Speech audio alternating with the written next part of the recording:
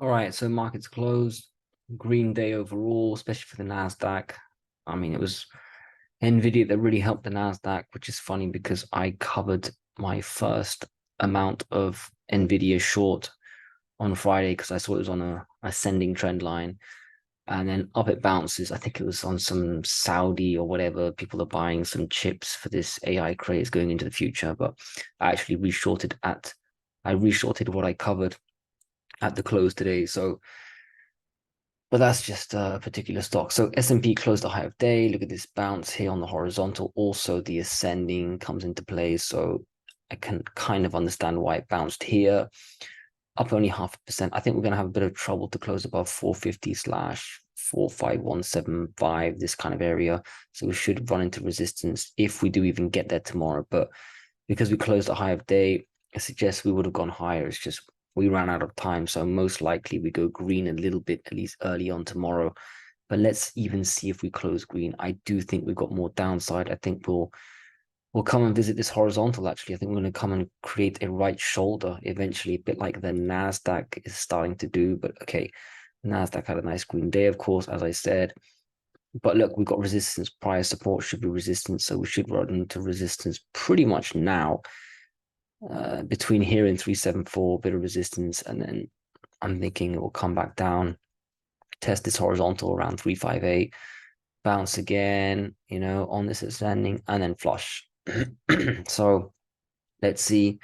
It's important to keep the big picture in mind, but I think we're gonna come back down here eventually, not too long, and then flush. So otherwise, upside resistance. I haven't even thought about it yet. Obviously, the recent high, is that gap going to be anything? Let's see if we can even close above this sort of 374 zone because we still haven't reclaimed this prior support. Dow Jones, to be honest, that's held up quite well, right? 35,000 resistance, this 35,500 zone, recent high. I don't think we're allowed to even get near this or at least close above it until the S&P and the Nasdaq have clearly made some further gains to suggest they could start testing their recent highs. So Dow Jones late run, it's got a lot of catching up to do, but I still think it's too little, too late. And when the S&P and the Nasdaq roll over, Dow Jones should quickly hit this 34,500 zone and even come back down to ascending. Russell, that one was red, but also like the others, closed at higher day. Little fake flush, stop loss triggering here. Looks like it wants to reverse and make a little bit of gain tomorrow, but I do think we're going to come back down and test this ascending not too long, a bit like the Nasdaq, just a bit higher and then bam, back down. Like all of them, actually. I do think we're going to go lower in the short term. I'm not sure about tomorrow, but I do think 2, 3, 4, 5, 6, 7 trading days, we're going to see another move down. Let's look at the banks, which usually influence the Russell. To be honest, XLF non-event, unchanged, didn't move up or down much, so I'm going to ignore it. It was a non-event day, just sideways, still sort of flagging. The KBE, to be honest, the KBE and the KRE have had similar charts for a while. Look at this though, not a crazy day, minus 1.5%, the KRE minus 2%, but still worst close in a while. Looks like we're going to come lower, and I don't think we're going to come just down to here to 40, which should be a little mini intraday bounce zone. I think we're going to come back down to 38. And here we should have some decent support for 1 or 2 or 3 trading days because it's horizontal and ascending coinciding, time element involved, 2 or 3 or 4 trading days. We should bounce here. But that would mean usually that the markets are coming down. KRE, same thing. Is 46 going to be a support? Not really, just for a couple of 15 minutes intraday maybe, but you close below 46 and you should start coming back down to 45, even 44, ascending. So KRE, KB, I think we've got more downside. You probably need the markets to come down too. But look, today we came down despite the markets being overall on average up. So not impossible for the banks to come down without the markets being down. But I do think interest rates, here's my little segue into interest rates, they are going to help the banks come down because The 1 year doesn't look like much happened, but look, we tested this high. I think when it's not going to be long until we start closing near 5.5. And once you start closing in the 5.45 zones, 5.5, you're running to new highs. And you know what? Skip the 1 year, look at the 2 year. That says it all. Look at that close above this horizontal resistance. I mean, this just tells you we're going to go test 5.1. We're going to close above 5% on the 2 year imminently, maybe tomorrow. And I think that will get a lot of attention. The interest rates are the most important asset class during the whole bear market. And tomorrow, this week, it should be the most important. It should be on everyone's radar. I mean, the first thing you look at when you wake up and before you go to bed. I think 5%, a close above that tomorrow is very likely. I think that will start to move markets down. I think we could test 5.1 this week easily and close above it. That would be tremendous news. I don't mean that in a positive way, just, earth shattering maybe is another way of putting it, because that means we're just going to run even higher. And this is like squeeze stuff, you could be at 5.5 real quick. So, and everyone knows, or they should know, that the Fed tends to follow the 2 year. So higher rates, more than people think, more rate hikes than people think, or at least longer than people think. 5 year, same thing. Look at this. We're going to test 4.5 pretty soon. We're going to close above 4.4. It doesn't even matter if we do tomorrow. I mean, the point is we're going to test the old highs and we're going to close at 4.5 or higher, and then we're going to run to new highs, just like the 2 year, the 10 year, maybe the most important one. We're there. We're at 4.2. Next stop is just 4.3, and then we run to new highs. The 30 years, same thing. This is crazy. This is the most important. How can you be buying stocks with this around the corner? Look at the Europeans, same thing. 3, 4, 5, 6 trading days away from closing at 2.8 and goodbye. How's your system going to survive this? The mortgage rates mortgage rates are 8% or something I read today. Unbelievable, totally impossible. Look at the British 10 year, just days away from new highs, closing at new highs. 30 year, it's as if Sunak didn't take over. This fiscally conservative guy comes in, he's going to restore order. Total trash. Couple of days, we're going to be, even on the 30 year, up back at 5%, which is where the whole crisis unfolded. Crisis everywhere. This is wild. Look at the dollar. And I said that about interest rates. Look at the dollar here. Closed just that Friday little note I made. We've closed pretty much at this horizontal. We're going to move higher to the next one, which is this one. That's exactly what we did. We tested it.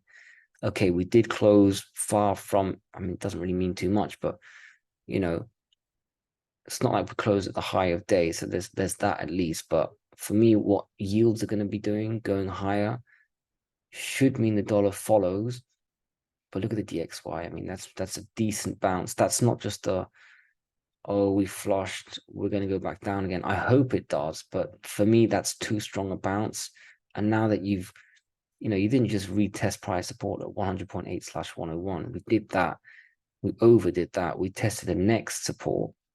We failed there. We bounced. But look at this massive engulfing. That already suggested, nah, this is different. We're going to go beyond this. And we did. Then we tested descending.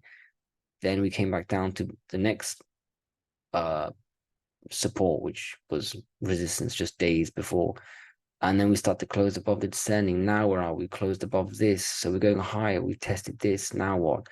Well, now we've got this massive resistance. If we start to close above this horizontal, you've really got only one more resistance until it's a major possible breakout. If you start to close above 103.5 on the DXY, then you better hope the resistance just above, which should be decent, because look, it stretches further out. It's lasted months. It's coinciding with multiple other trend lines. So this should be, that's why I've got a big bullseye here, because this should be major resistance. I'm going to say between 103.5 and 104. You could even see the DXY hit 104, but you want it to close below, because then it would still be, for me, resistance. But once you close above 104, especially 104.5, I mean, this is the absolute obvious zone where if you're closing above that, you've definitely broken out of major resistance, and you could see, you know, the squeeze continue over several weeks. And it could happen, you know, look at the euro dollar. This could come back down, and just zoom out, look where we are. You know, it had a massive, there's that parity trade. It basically just even went below parity, and it could come down quite a bit, the euro. It's not exactly a great currency either. So for now, you got this horizontal 108, but it could come lower. But for now, it's kind of holding just a little lower, maybe. So the dollar could be a little higher, could test that zone again, that 103.5.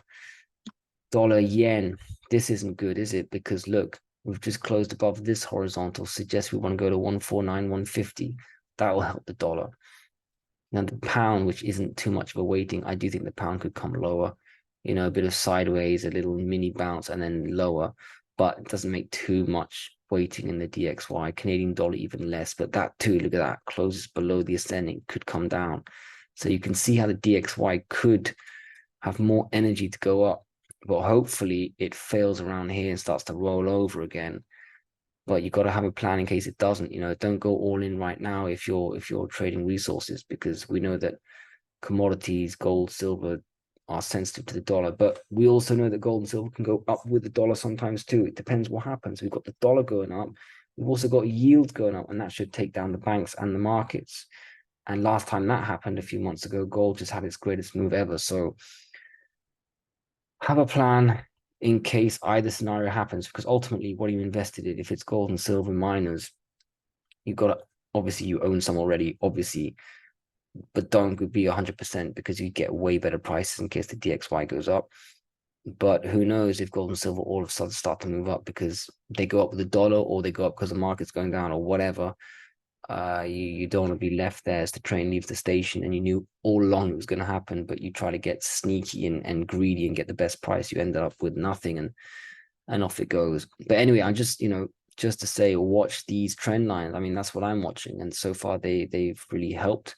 You know, I haven't added a lot at all to the miners, and they've gotten a lot cheaper. And I still am just hesitant because I'm watching this. I'm watching this horizontal on the DXY, and I'm watching yields, and I'm waiting for something. I'm waiting for something like, you know, the markets to all of a sudden roll over, like the Nasdaq down 3%. And what are the miners doing there? Are they up 4, 5, 6%, or are they down 4, 5%? You know, and I think that kind of, you know, once that day takes place, I think it will last several trading days. So I don't care missing the miners by 3, 4%. I think the move will be 20%. But yeah, DXY and interest rates, so important for me at least. Let's look at commodities. Copper, yeah, look at this. You know, dollar was up, put pressure on copper, but the market was up, and copper likes the market. So it kind of makes sense that it was a bit unchanged. It was caught, you know, pull and push between both influences. So, and you know, look at this, hits the horizontal. We had that close below this ascending, so down we go. And we did go down intraday, which is why we have this tail down here, but hits the horizontal and goes sideways. Totally makes sense to me. The technicals and why it was unchanged overall. Oh, and just to finish off, if we do go low, if the DXY starts to go up and the markets go down, which is possible, I see this, obviously this horizontal is the next support. But there'll probably be some fireworks if we're going down there. There's probably a lot of stuff going on to commodities and markets. Natural gas stands out as the one that doesn't really care about yields, dollar, or even markets. It's just on its own supply, demand, and psychological, you know, buyers and sellers representation here. So for me, especially this day here, this 7th of August, look at this massive candle, took out the descending and took out the horizontal, closed above it. And that suggested we want to go higher. We did straight away. We touched 305, totally makes sense. Down we go. It was too much too fast. And we hit support, right? Prior resistance becomes support. And now what? And now we're going to go back up to 305. And then we're looking for a close above 305.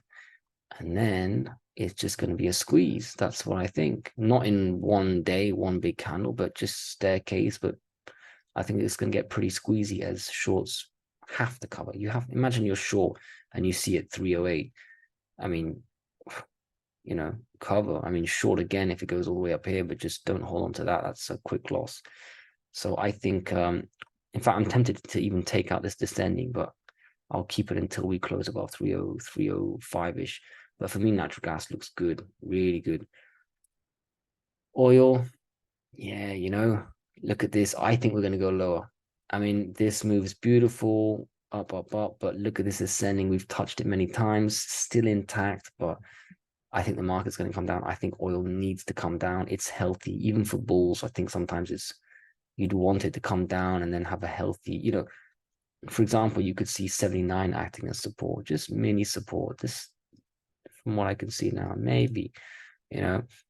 So if we start to close below, let's say tomorrow we're closing it below this ascending, maybe even below 81, then you've got to come back down. I think we're going to come back down. We did pop our head above this resistance, but look at that next stage is almost engulfing bearish. For me, just think about it. Crazy run. You need to come back down, then you can go up. And then obviously we meet, for me, horizontal and descending. Let's see which one makes it first, probably the descending. But I do think 82, 83 is resistance, and we're going to get it lower. So for me, oil down short term, but medium and long term, obviously bullish. Uranium is doing the same thing every day. It almost doesn't matter what the market does. It's just going sideways. It's waiting for perfect conditions to squeeze. It's going to squeeze. It's very bullish. I mean, yeah, it was down, even though the markets were up. And I think it tends to follow the markets quite a bit. But, dollar was up too.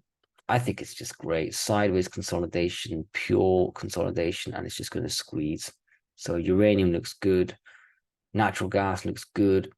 Oil needs to come down a little bit. Copper sensitive to the dollar and the markets. Gold and silver also sensitive to the dollar and yields, maybe not so much the markets. Gold did what I thought it would do. I thought yields would go up with the dollar and take gold down a little bit, but not too much. Finding support at 1900 is exactly what happened. 1902, 1903 is the low.